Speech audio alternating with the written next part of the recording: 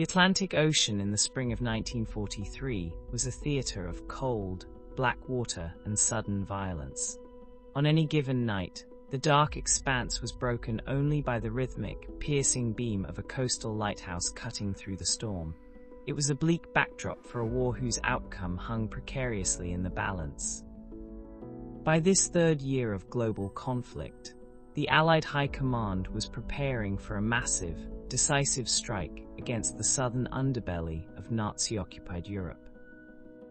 The target was obvious to everyone involved: the island of Sicily. If the Allies held Sicily, they controlled the Mediterranean. The German High Command knew the attack was coming, and the Allies knew their enemy was waiting for them. To prevent a bloodbath on the beaches, British intelligence needed to execute an unprecedented trick of psychological warfare.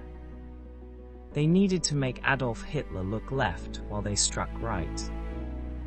The inspiration for this deception did not come from a traditional military strategist, but from a bizarre naval intelligence directive co-authored by a young officer named Ian Fleming, the man who would later create James Bond. The premise was simple yet cynical: treat espionage like fly fishing. To catch a wary predator, you don't just throw bait into the water, you present a lure so perfectly crafted that the fish cannot resist it. The perfect lure for the German army turned out to be a ghost. The man who would change the course of the war began his final mission in a cold London morgue.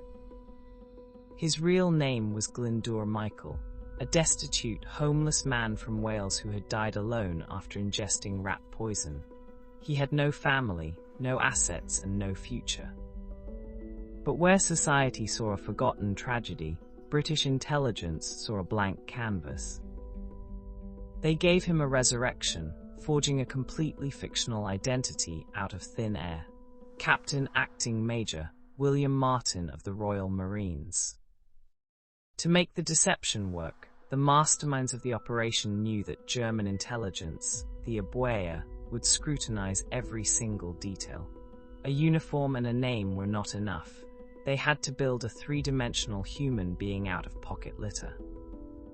In the pockets of Major Martin's uniform, they placed the fragments of a carefully manufactured life. A photograph of a beautiful, smiling fiancée named Pam.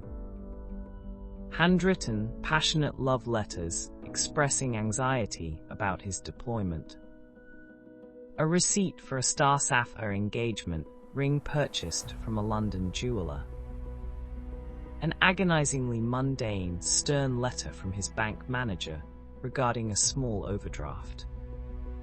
Every scrap of paper was designed to tell a story of a young, upwardly mobile officer with everything to live for. But the most critical piece of the puzzle was a black leather briefcase securely handcuffed to his wrist. Inside were personal, high-level letters between top Allied generals. Written in a casual, confidential tone, the correspondence dropped a devastating piece of intelligence.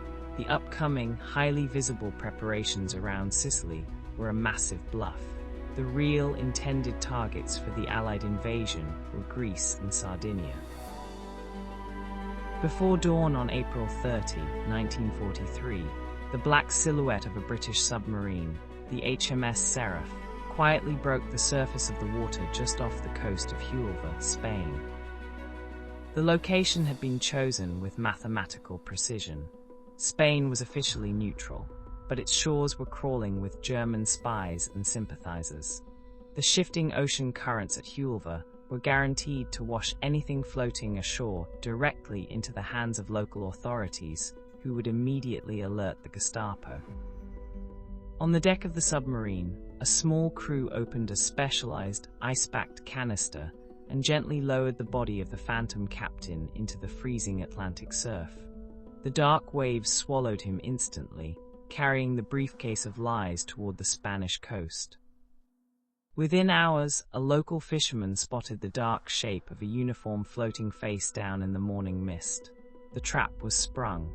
The Spanish military recovered the body, and just as the British had anticipated, the WWII covertly intercepted the briefcase. They painstakingly opened the sealed letters, photographed the documents, dried them out, and rushed the copies directly to Berlin, straight to the desk of Adolf Hitler. Hitler, notoriously paranoid about the Balkan region, devoured the information. The elaborate backstory of Major Martin, the love letters, the debt, the fiancée, convinced German intelligence that the documents were genuine. Overriding the objections of some of his own frontline generals, Hitler fell for the ruse completely. The response was immediate and sweeping. Entire German panzer divisions were ordered to pack up and move away from Italy.